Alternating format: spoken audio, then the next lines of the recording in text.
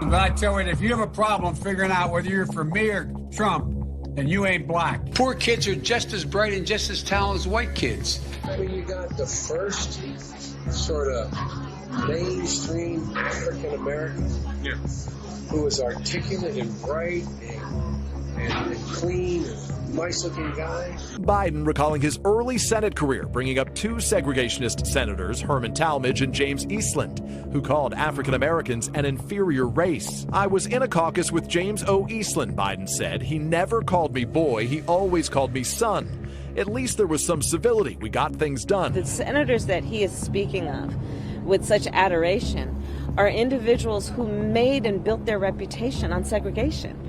The Ku Klux Klan celebrated the election of one of them. Using the word boy in the way he did can cause hurt and pain, and we need a presidential nominee and the leader of our party to be sensitive to that. My Democratic colleagues don't like me saying this. I think the two-party system is good for the South and good for the Negro, good for the black. Other than the fact that they still call me boy, I think they've changed their mind a little bit. As also noted, Robert C. Byrd was a parliamentary library, a keeper of the institution of the Senate, and he was the institution itself. For a lot of us, he was a friend, and he was a mentor, and he was a guide. 1987, he bragged about getting an award from George Wallace. Biden bragged about an award from the notorious segregationist Governor George Wallace and told the Philadelphia Inquirer, "I think the Democratic Party could stand a liberal George Wallace, someone who's not afraid to stand up and offend people." You cannot go to a 7-Eleven or a Dunkin' Donuts unless you have a slight Indian accent. Unlike the African American community, with notable exceptions, the Latino community is an incredibly diverse community with incredibly different attitudes about different things. They're going to put you all back in chains. Biden was remarking to an audience in South Virginia that included hundreds of black voters. If Haiti just quietly sunk into the Caribbean or rose up 300 feet, it wouldn't matter a whole lot. The reason I was able to stay sequestered in my home is because some black woman was able to stack the grocery shelf.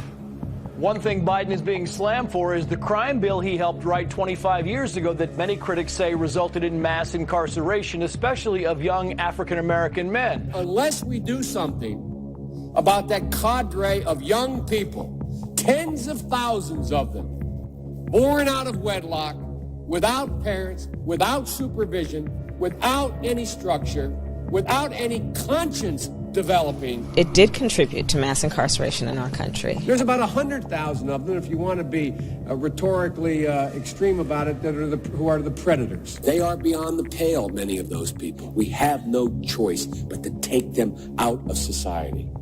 It's awful hard as well to get Latinx vaccinated as well. Why? They're worried that they'll be vaccinated and deported. Because I was 29, I'm like the token black or the token woman. I was the token young person. Even call centers, which rushed overseas in the hundreds of thousands. How many times you get the call? I'd like to talk to you about your credit card. Again, you have to start off with what they start off with. There's less than 1% of the population of Iowa that is African American. There is probably less than 4 or 5% of that is our minorities. What is in Washington? I think it's a vast majority. Yeah. So look, it goes back to what you start off with, what you're dealing with. If you were, the emperor right now, you're running the show, what are the things that you would do? Lee Kuan Yew, who most foreign policy experts around the world say is the wisest man in the Orient. Hunter once refused a date because of his own Asian hate. In the 2019 exchange, his cousin Carolyn offers to set him up with one of her friends, to which Hunter replied, "No yellow." But there's one more band member that I want you to meet. Ladies and gentlemen, our vocalist tonight, Michael Jackson. Michael, would you please stand? First son Hunter Biden repeatedly called his white attorney the N-word. He's a grown man. He is the smartest man I know. Hunter Biden reportedly wrote to his attorney, quote, "How much money do I owe you because, N-word, you better not be charging me Hennessy rates." In another message, Biden began a text to his attorney with, "OMG, N-word. And Biden responded at one point with, "True that, N-word." He lied to voters, according to the New York Times, quoting aides of Biden's, about having marched in the civil rights movement. And I got involved in the civil rights movement just as a kid. I came out of the civil rights movement. I was one of those guys that sat in and marched and all that stuff. And the New York Times reports, quote, more than once, advisors had gently reminded Mr. Biden of the problem with this formulation. He had not actually marched during the civil rights movement, and more than once, Mr. Biden assured them that he understood and kept telling the story anyway. That is really, really weird. The Washington Post has given President Biden 4 Pinocchios. Liar, liar, liar, liar is how I'd describe it, for claiming he was arrested as a teenager while attending a civil rights protest in Delaware. They write, quote, the primary source for this story is Biden. We've learned over the years that he's not always a reliable source. One chapter receiving fresh scrutiny comes from his earliest years in the Senate, when he strongly opposed mandatory school busing.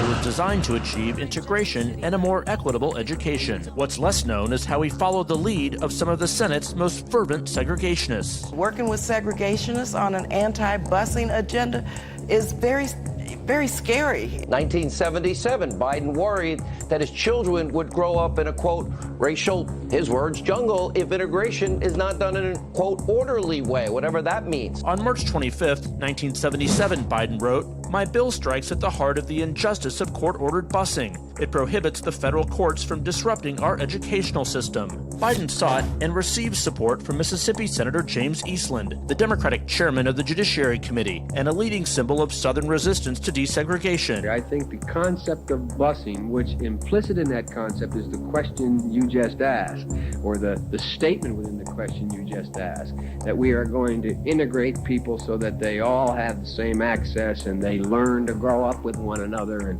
and all the rest, is a rejection of the whole movement of black pride, is a rejection of the entire black awareness concept, where black is beautiful, black culture should be studied, and a cultural awareness of the importance of their own identity, their own individuality. And I think that's a healthy, solid proposal.